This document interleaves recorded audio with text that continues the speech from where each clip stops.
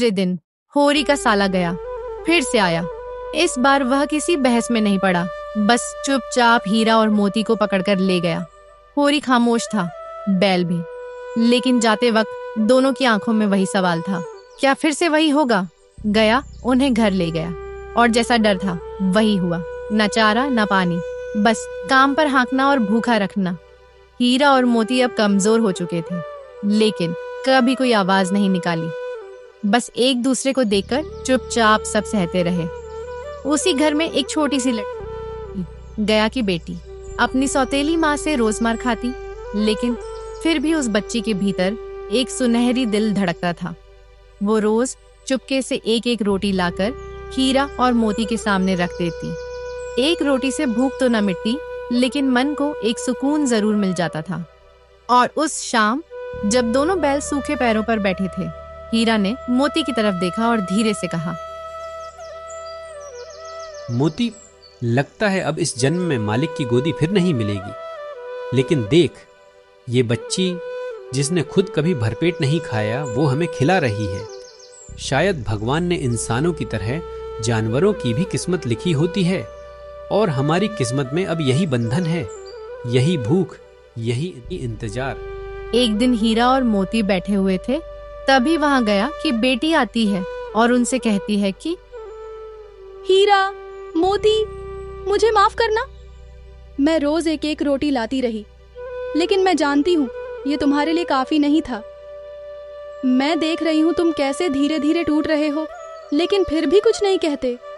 काश मैं बड़ी होती तो तुम दोनों को यहाँ से दूर ले जाती, जहाँ कोई तुम्हें मारे नहीं, भूखा न रखे, जहाँ तुम आजाद रहो।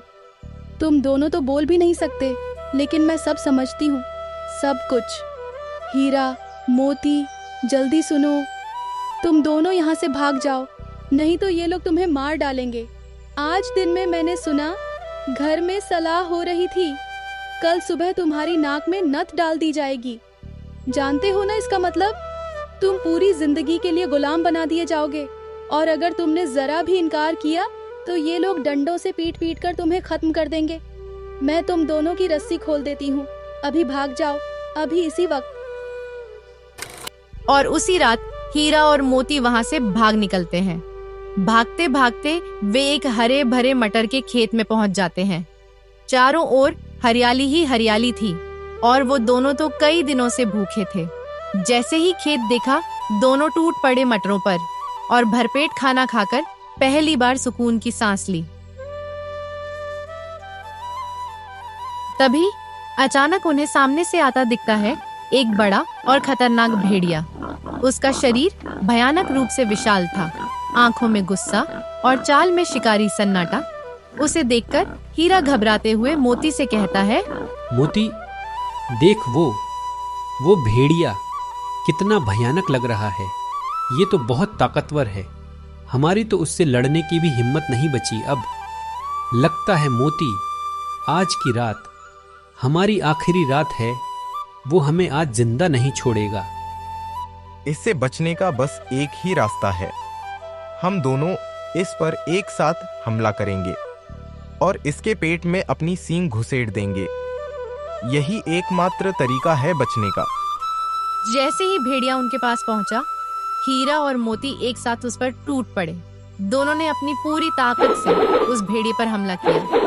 उनकी सींगें उसके पेट में ढस गईं और वो वहीं जमीन पर गिर पड़ा। दोनों एक दूसरे की तरफ देखकर मुस्कुराए और फिर से लौट पड़े मटर के खेत की ओर। हीरा और मोती मटर के हरे भरे खेत में शांति से बैठे थे। अब न कोई डर था, न कोई आवाज, बस हरी घास और एक दूसरे का साथ। लेकिन किस्मत को शायद उनकी आजादी मंजूर नहीं थी। अचानक दूर से कुछ लोगों का शोर सुनाई देता है। एक झुंड आता है। खेत के मालिक, हाथों में डंडे, आंखों में गुस्सा। जैसे ही उन्होंने देखा कि दो बैल उनके मटर के खेत में चर रहे हैं, वो बौखला उठे।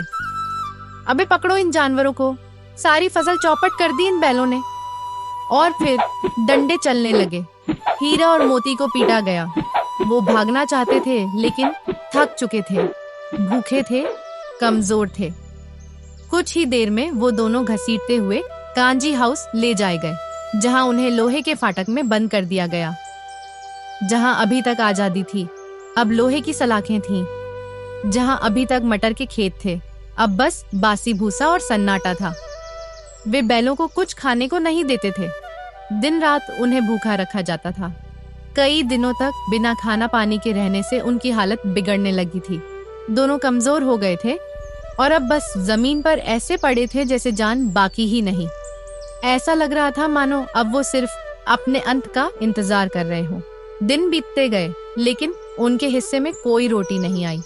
तभी हीरा ने थकी, टूटी और कांपती आवाज में मोती से कहा, हमने जरूर पिछले जन्म में कोई पाप किया होगा, तभी तो हमारी आज ये दुर्गति हो रही है। पहले मालिक ने हमें बिना किसी गलती के अपने घर से निकाल दिया, जबकि हमने तो कभी उन्हें कोई तकलीफ नहीं दी, कभी काम करने से मना नहीं किया। मैं तो ज्यादा से ज्यादा काम करने को भी तैयार था, यहां तक कि अगर मालिक मुझे कुछ खाने को ना भी देते तो भी मैंने कभी शिकायत नहीं की। फिर भी पता नहीं क्यों हमें यूं ही बेच दिया गया। मैं तो यही सोचता था कि मालिक के लिए काम करते करते अगर मेरी जान भी चली जाए तो भी मुझे कोई गम नहीं होगा। कम से कम ये सुकून रहेगा कि जिस घर में रहे उसी की सेवा करते हुए अपनी जान दे दी। और मालिक भी तो हमें प्यार करता था ना, फिर हमें क्यों बेच दिया? जरूर कोई ना कोई गलती हमसे ही हुई होगी। अब मेरी तो एक ही आखिरी तमन्ना है, मरने से पहले एक बार अपने मालिक की गोद में सर रख लूं और वो बस प्यार से हमारे सर पर अपना हाथ फेर दें। फिर एक दिन कांजी हाउस के ही एक आदमी ने हीरा और मोती दोनों को एक कसाई के हाथों बेच दिया। और वो आदमी कसाई से कहता है, आज से ये दोनों बैल तुम्हारे हुए। ये सुनकर हीरा और मोती के होश उड़ गए। उनकी आंखों में डर और दिल में कांपता हुआ सन्नाटा छा गया। थोड़ी देर तक दोनों बस एक दूसरे को देखते रहे। फिर हीरा मोती से बोलता है, देख मोती, अब हमारी सारी परेशानियां, सारी तकलीफें खत्म होने वाली हैं। ये कसाई हमें अपने घर ले जाकर मार डालेगा और शायद यही हमारे लिए बेहतर भी है, क्योंकि रोज थोड़ा थोड़ा मरने से एक बार में मर जाना ही अच्छा होता है। कम से कम अब और तड़पना नहीं पड़ेगा। इतना कहकर दोनों चुपचाप कसाई के साथ चलने लगते हैं। थोड़ी दूर चलने के बाद उन्हें रास्ते में एक घर दिखाई देता है। दोनों रुक जाते हैं और उस घर की ओर एक टक देखने लगते हैं, जैसे उन्हें कुछ याद आ गया हो। देख मोती, ये तो वही घर है जहां हम बचपन से लेकर अब तक साथ रहे हैं। यहीं हमने चलना सीखा, हल में जुते, खेत जोते और यहीं पहली बार मालिक ने हमारे सिर पर प्यार से हाथ फेरा था। यही तो हमारा असली घर है, हमारा जन्म स्थान, हमारे मालिक का घर। इतना कहकर हीरा और मोती उस घर के दरवाजे पर खड़े होकर जोर जोर से चिल्लाने लगते हैं। तभी होरी बाहर आता है। बाहर अपने दोनों प्यारे बैलों को खड़ा देखकर वो खुशी से झूम उठता है। मुझे पता था तुम दोनों जरूर आओगे।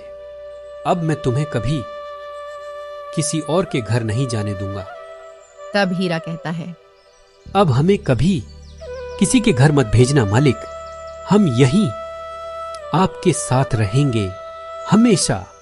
और इस तरह होरी और उसके दोनों प्यारे बैल फिर से मिल जाते हैं और उनका घर फिर से खुशियों से भर जाता है।